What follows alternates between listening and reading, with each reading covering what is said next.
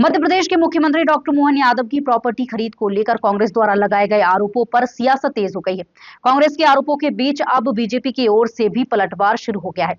भोपाल में बीजेपी विधायक रामेश्वर शर्मा ने कांग्रेस के आरोपों पर प्रतिक्रिया देते हुए अपना पक्ष रखा और विपक्ष पर निशाना साधा। सुनिए क्या कहा बीजेपी विधायक रामेश्वर शर्मा ने। देखिए, पवन खेड़ा जी हो या जीतू पटवारी जी हो या उनके अन्य नेता हो, मैं सबसे आग्रह पूर्वक ये निवेदन कर देना चाहता हूं कि देखो, राजनीति करो पर राजनीति में तुम धर्म को निशाने पर मत लाओ।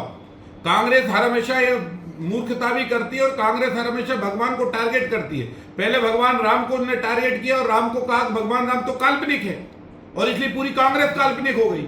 अब वो भगवान महाकाल को टारगेट में लेना चाहते हैं और इसलिए कांग्रेसियों को ये समझ लेना चाहिए कि तुम्हारी जो लड़ाई है क्या, तुम्हारी लड़ाई इस बात की है कि डॉक्टर मोहन यादव उज्जैन में पैदा हुए और उज्जैन में पैदा होने के कारण बाबा महाकाल की नगरी उज्जैन है, अवंतिका की नगरी उज्जैन है, विक्रमादित्य की नगरी उज्जैन है और इसलिए हिंदुओं का बहुत बड़ा धार्मिक क्षेत्र उज्जैन है। उज्जैन का जब विकास होगा, सड़कें बनेंगी, फ्लाईओवर बनेंगे और कुंभ आ रहा है। पिछले कुंभ की तैयारी हमारी शिवराज सिंह चौहान सरकार ने की।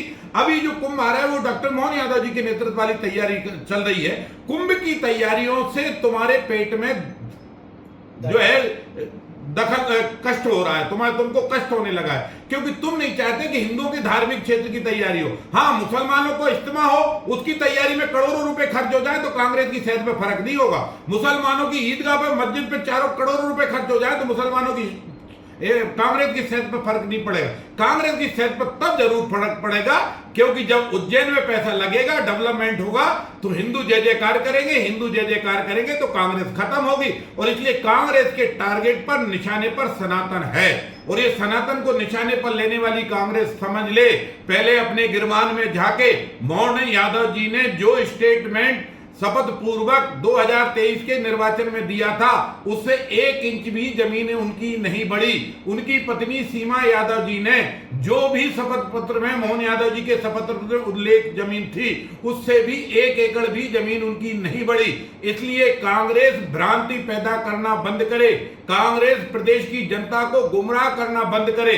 कांग्रेस केवल महाकाल की नगरी का विकास ना हो इसलिए मोहन यादव को टारगेट बनाना चाहती है। लेकिन मैं कांग्रेसी नेताओं से कहना चाहता हूं कि तुम्हारा नेता, जो नेता प्रतिपक्ष लोकसभा में है, राहुल गांधी, वो तुम्हारी पार्टी के पेपर की संपत्ति खा गए, उस पर जेल में जाने से बचे जो है कोर्ट के जमानत पर है। श्रीमती सोनिया गांधी कोर्ट की जमानत पर है और तुम्हारे पूरी पार्टी के जो जीजा हैं रावल बड़ेरा, वो भी जमीन के घोटाले पर कोर्ट की जमानत पर है। और इसलिए कांग्रेस नैतिकता का पाठ देना बंद करे। ये वही कांग्रेस है, कोयला से लेकर हवा तक देश की खा गई है।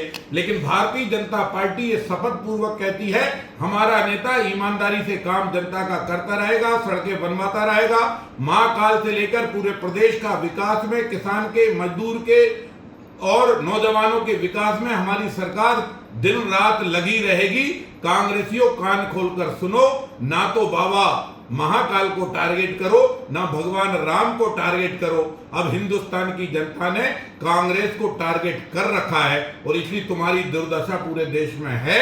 तुम जब ये टारगेट करोगे तो अंतिम में तुम्हारा अंतिम ही सांस ली जाएगी।